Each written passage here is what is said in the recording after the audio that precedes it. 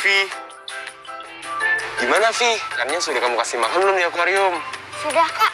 Aku juga sudah kasih makan kucing. Vivi kan sudah janji kalau mau merawat hewan peliharaan dengan baik. Iya kok, kakak percaya. Tapi hewan yang paling Vivi suka itu apa sih? Hewan yang disukai Vivi sih, kalau di daratan ya kucing. Kalau di perairan, Vivi suka ikan, Kak. Karena mereka berdua menggemaskan. Nah, kalau teman-teman sebutkan hewan di daratan atau perairan yang paling kamu sukai. Dan alasan mengapa kamu menyukainya. Hai teman-teman di rumah. Sudah siap belajar bersama Kak Marcel dan Vivi hari ini? Sebelum mulai, yuk kita berdoa terlebih dahulu agar proses belajar pada hari ini dimudahkan dan ilmu yang kita dapatkan bisa bermanfaat. Ya, berdoa dimulai. Amin. Nah, hari ini ada yang spesial nih. Teman-teman harus mengikuti pelajaran sampai habis ya. Karena pada akhir sesi kita akan membuat proyek diorama. Diorama itu seperti apa, Kak? Nah, diorama itu sajian pemandangan yang dibuat dalam ukuran kecil atau miniatur. Nah, kakak ingin mengajak kamu membuat diorama ekosistem flora dan fauna. Seperti ini contohnya. Wah, bagus. Aku mau bikin diorama, Kak. Kita buat diorama pada akhir sesi belajar saja. Tapi untuk sekarang Kak Marcel akan jelaskan dulu nih bahan-bahan apa saja yang kita perlukan. Siap, Kak. Vivi catat ya. Teman-teman di rumah juga jangan lupa mencatat.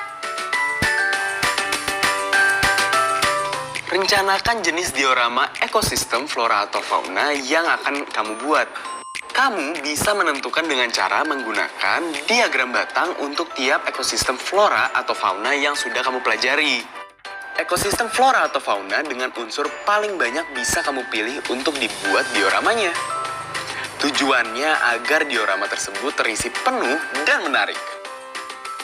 Kemudian teman-teman bisa menyiapkan bahan-bahannya seperti kotak kardus, lem, gunting, origami, dan miniatur hewan atau gambar hewan-hewan yang sudah digunting dan kapas. Rencanakan langkah-langkah pembuatan diorama yang akan kamu lakukan nantinya ya. Pikirkan juga diorama ekosistem seperti apa. Siap, Kak. Sudah Vivi catat bahan-bahannya. Nah, teman-teman, sudah menulis semua hal yang kita butuhkan untuk membuat diorama, kan?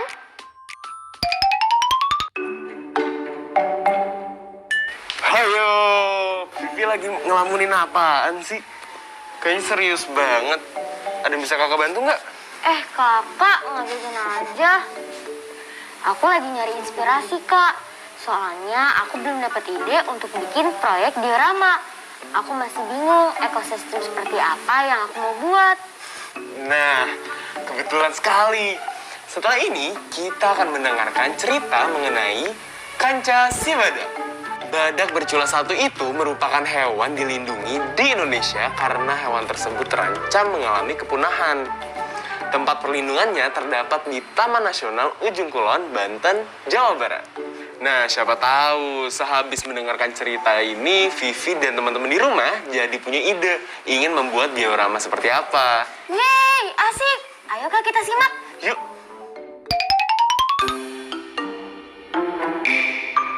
Halo anak-anak, pagi ini ibu akan menceritakan kisah seekor anak badak bercula satu. Selamat menyaksikan.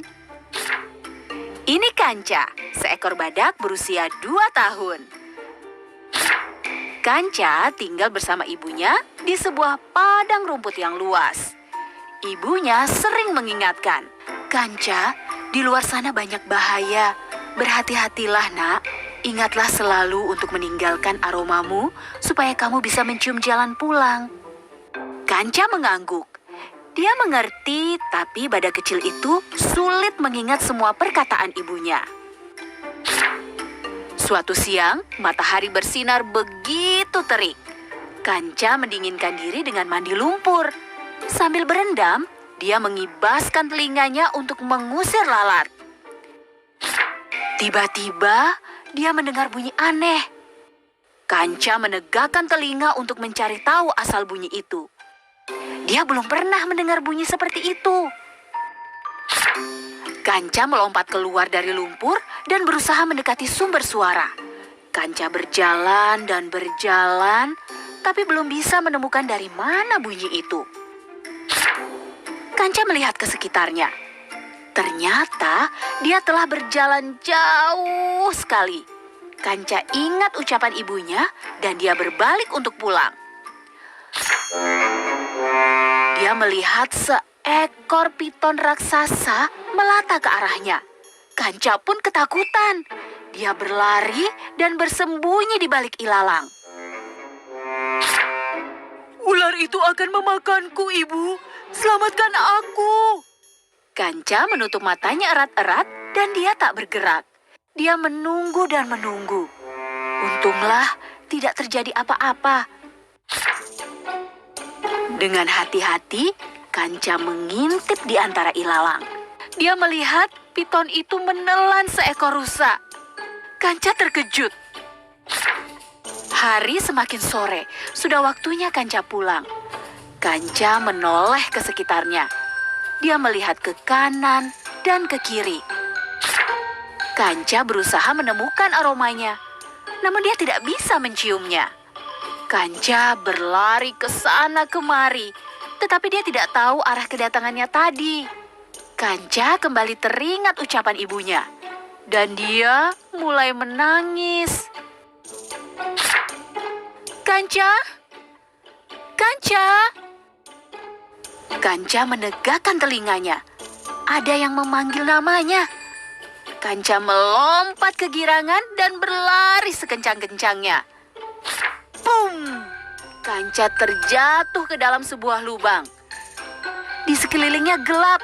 Dia tidak bisa melihat apa-apa. Kanca! Kanca! Dia mendengar ibunya memanggil dari atas. Kanca ingin menangis.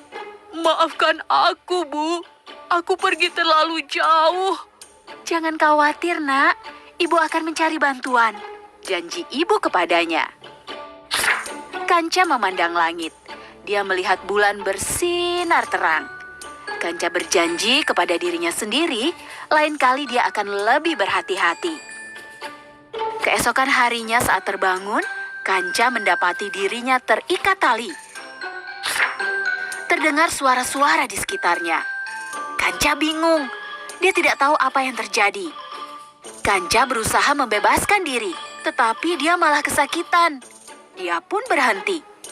Tak lama kemudian, dia merasa badannya terangkat. Apakah aku ditangkap? Batinnya. Kanca mendapati dirinya sudah di atas tanah lagi. Dia mendengar berbagai bunyi aneh. Hore! Yeeha! Ratusan manusia mengelilingi Kanca. Mereka membawa poster-poster bergambar badak. Sebagian bahkan menempelkan foto badak di topi mereka. Sebagian orang menunggang gajah, sebagian lagi mengendarai mobil jeep, sebagian lagi berjalan kaki. Ketika Kanca semakin dekat, mereka semua tersenyum kepadanya. Tetapi Kanca tidak mengenali siapapun. Dia takut. Siapa orang-orang ini? Kenapa mereka di sini? Apa yang akan mereka lakukan? Pikirnya. Seorang manusia menghampiri Kanca dan membelainya dengan lembut. Perlahan-lahan, orang itu memutar kepala Kanca ke arah hutan. Kanca melihat ibunya menunggu di balik pohon. Orang-orang ini bukan menangkap Kanca. Mereka menyelamatkannya. Kanca berlari sekencang-kencangnya ke arah ibu. Kini dia sudah aman. Dia tidak akan lagi pergi jauh tanpa meninggalkan aromanya. Nah, itu dia adik-adik, kisah Kanca si Badak. Setelah menyimak bersama cerita tadi, apakah adik-adik sudah menemukan ide membuat diorama? Kalau belum, adik-adik di rumah tidak perlu khawatir. Kamu juga bisa membaca kembali cerita tadi dengan memindai kode berikut di ponselmu.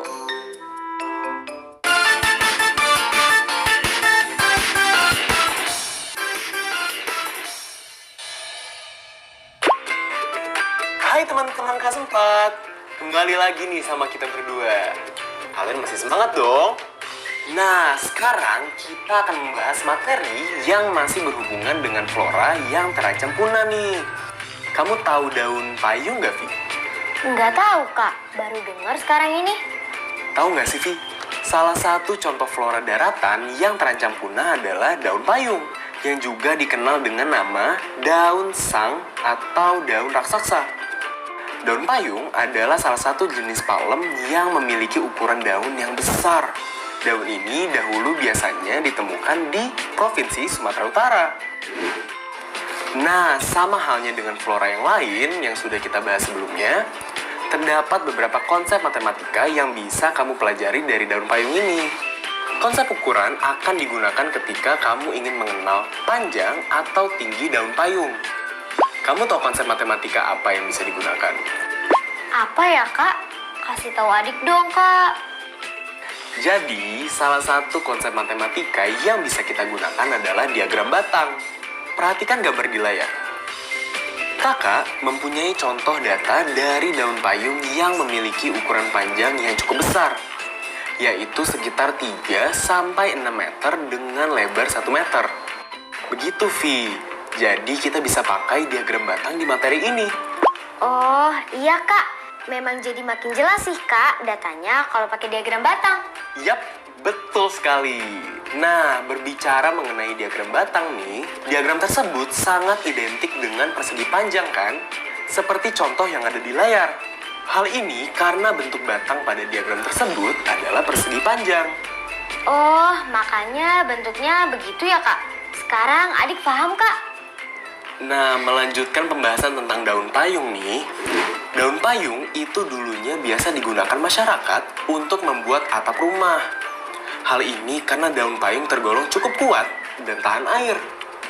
Bahkan daun payung juga sering digunakan sebagai bahan dinding rumah loh.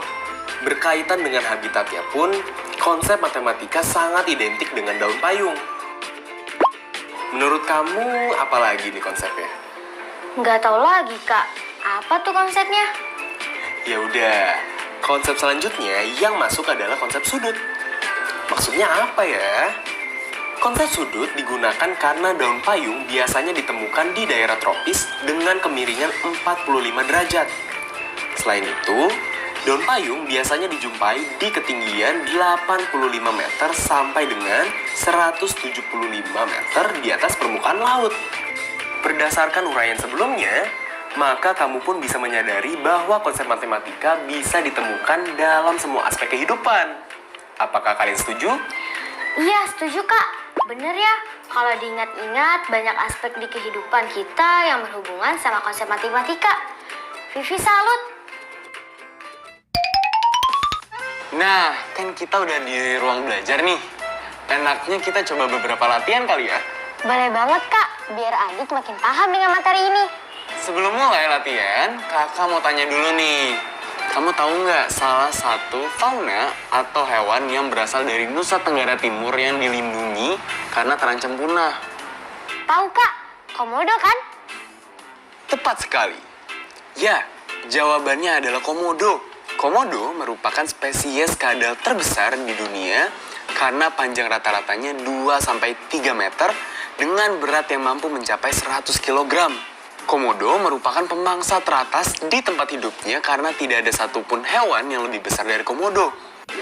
Nah, sekarang kalian coba perhatikan ya. Kakak ada data tabel yang memberikan informasi mengenai berat badan komodo berdasarkan jenis habitatnya. Coba kalian gambar dan tulis dulu informasi tabel yang ada. Selanjutnya, buatlah diagram batang berat badan komodo tersebut pada kertas berpetak seperti gambar yang ada di layar. Kalian gambar lembar diagram batang. Kemudian ada judul. Buatlah petak-petak tipis seperti di layar. Kemudian berikan alasan mengapa kita harus menggunakan diagram batang menurut pendapat kalian masing-masing. Kakak berikan waktu untuk kalian menjawab ya. Bagaimana? Sudah? Sudah, Vi? Jika sudah, coba dong jelaskan jawabannya. Oke, Kak. Biar adik coba jelaskan ya. Jadi begini jawabanku, teman-teman. Diagram batang judulnya data berat badan komodo. Di sini terlihat sumbu tegak berisi berat badan 0 sampai 100 kg. Kemudian sumbu mendatar ada liar dan penangkaran atau jenis habitat komodo. Kalian bisa lihat batang oranye adalah komodo liar dengan berat rata-rata 70 kg. Sebelahnya batang hijau adalah komodo penangkaran dengan berat rata-rata 100 kg. Alasannya adalah karena diagram batang lebih mudah dipahami dan praktis serta cepat memperoleh informasi dengan tepat dan benar. Begitu bukan, Kak? Tepat sekali, Vi. Hebat sekali adiknya Kak Marcel ya. Sudah mahir membuat diagram batang loh. Karena udah mahir nih, kita lanjut boleh dong latihannya? Boleh banget, Kak. Apalagi nih, Kak, latihannya? Biasa nih, sebelum kita mulai latihan soal, ada informasi yang mau kakak sampaikan. Nah, kita berpindah ke hewan laut yang sudah mulai langka nih. Wah, asik nih. Adik suka hewan laut, Kak. Hewannya apa nih? Kita akan membahas kuda laut nih sekarang. Kuda laut merupakan salah satu jenis hewan laut yang mulai langka. Hal ini disebabkan karena spesies tersebut sering ditangkap untuk digunakan sebagai obat tradisional. Kuda laut memiliki ukuran beragam. Misalnya, ukuran kuda laut seperti pada tabel yang muncul di layar. Kalian gambar dulu tabel tersebut di buku latihan masing-masing ya.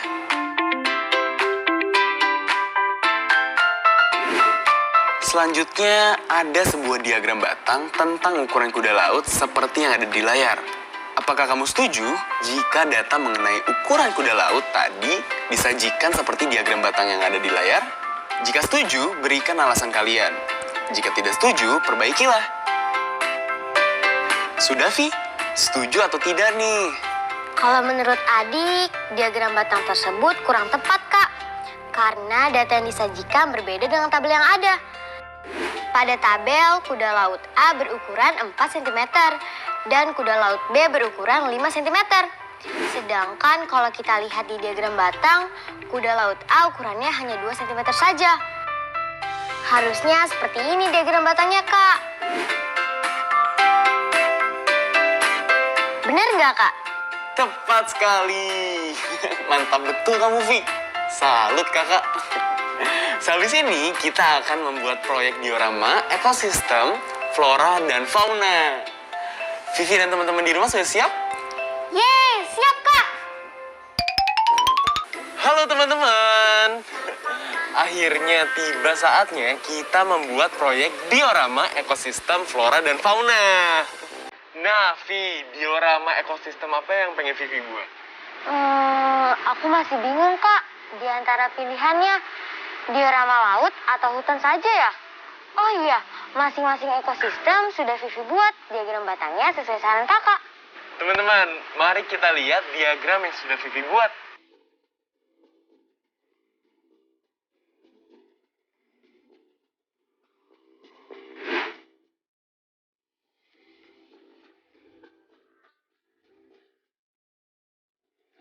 Dari data diagram batang ekosistem hutan dan laut, dapat kita simpulkan diagram ekosistem hutanlah yang memiliki jumlah flora dan fauna yang lebih banyak. Maka Kak Marcel tentukan saja ya. Kita akan membuat diorama ekosistem hutan karena flora dan faunanya lebih beragam dan hasilnya akan jadi menarik. Siap, Kak. Di sini aku sudah siapkan bahan-bahannya. Ada kotak kardus, miniatur hewan, atau potongan gambar hewan yang sudah digunting. Gunting, lem, kapas, dan batu-batuan kecil. Oke, kalau begitu kakak bahas langkah-langkahnya ya. Pertama, ambil kotak lalu gunting bagian kotak kardus sehingga bagian bawah kardus menjadi alas dan bagian atas kita jadikan dasar latar belakang. Pada bagian latar belakang, bisa kamu tempelkan kertas origami berwarna biru secara menyeluruh dan menempelkan kertas berwarna hijau yang sudah digunting menyerupai gunung. Lapisi bagian alas atau dasar kotak dengan kertas berwarna hijau. Lapisi juga bagian luar kotak dengan kertas berwarna hijau, sisakan ukuran di bagian atasnya. Kamu bisa menggunting-guntingnya sehingga terlihat seperti rumput. Selanjutnya, isilah bagian dalam kotak dengan kertas coklat yang sudah dibentuk mengerucut seperti gunung. Kemudian teman-teman bisa menambahkan batu-batuan kecil. Setelah itu, teman-teman bisa menempelkan miniatur fauna atau potongan gambar hewan yang bagian bawahnya ditekuk dan kemudian diberi lem.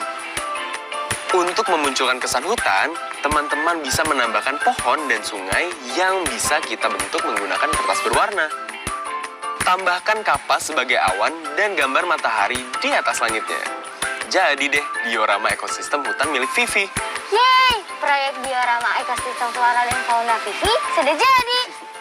Yeay, bagaimana nih dengan proyek diorama teman-teman di rumah? Ajak serta anggota keluargamu di rumah untuk membantumu ya. Teman-teman, jangan lupa ya mencatat judul buku atau teks bacaan yang sudah kita pelajari hari ini. Seperti hari ini, kita bersama sudah membaca buku berjudul Kancah Si Badak.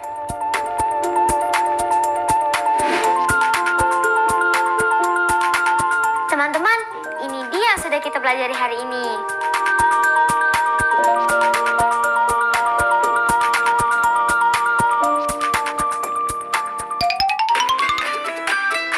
Nah, selesai deh perjumpaan kita hari ini.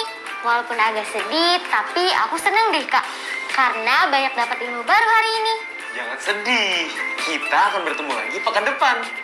Teman-teman di rumah, jangan pernah bosan untuk belajar dan mencari ilmu ya. Saat hari libur, kamu bisa mengulas kembali materi yang telah kita pelajari. Dan ingat selalu jaga kesehatan kamu dan keluarga ya. Dan jangan lupa juga menerapkan 5M. Yaitu memakai masker, Mencuci tangan, menjaga jarak, menghindari kerumunan. dan mengurangi mobilitas. Sampai jumpa lagi teman-teman.